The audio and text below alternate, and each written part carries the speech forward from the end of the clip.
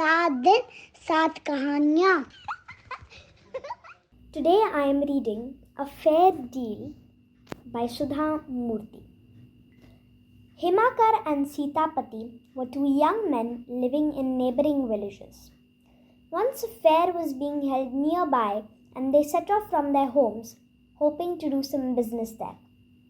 Himakar filled his sack with some cheap cotton and overlaid it with a layer of fine wool, and slinging the sack over his shoulders, set off for the fair.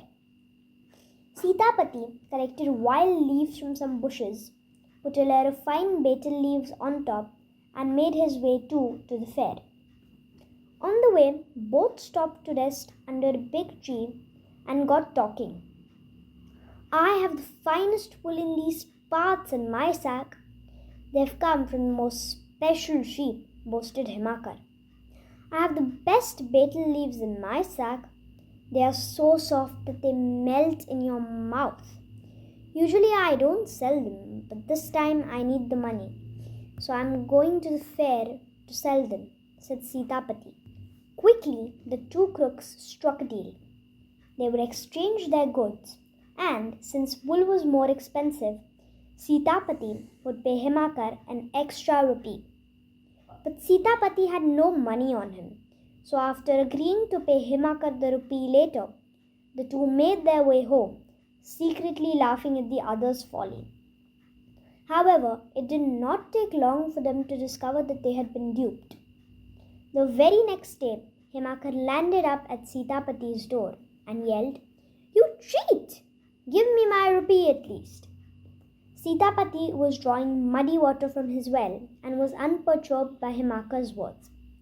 "Of course I will pay," he said, "but first help me find the treasure lying at the bottom of this well. If we find it, we can divide it."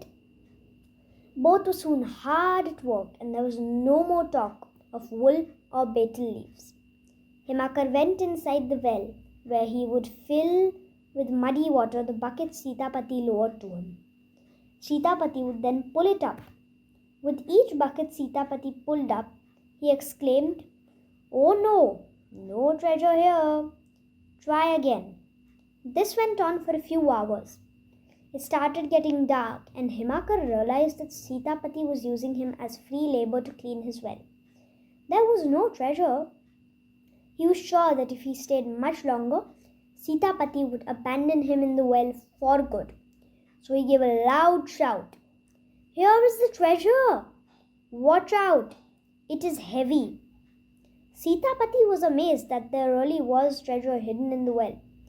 He pulled hard, and as soon as he pulled up the bucket, he threw away the rope so that Himakar could not come up.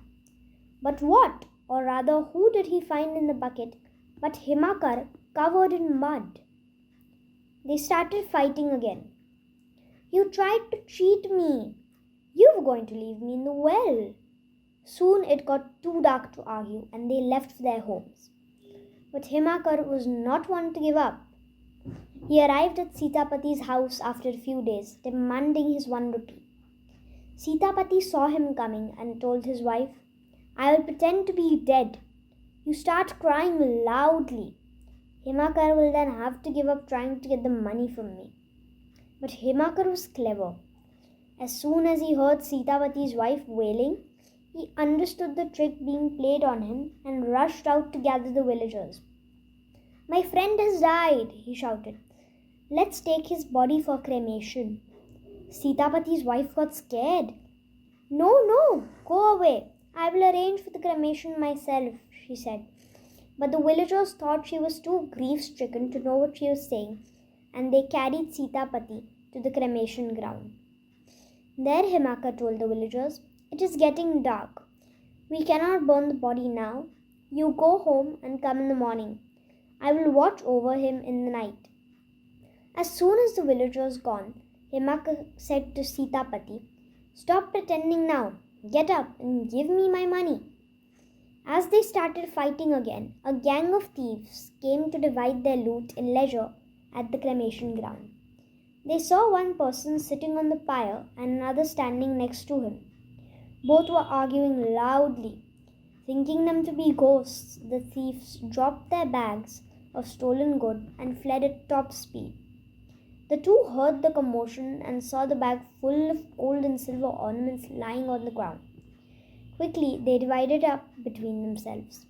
Himakar made sure he got an extra gold coin for the rupee that was due to him, and the two men made their way back to their homes. The account settled at last. Thank you.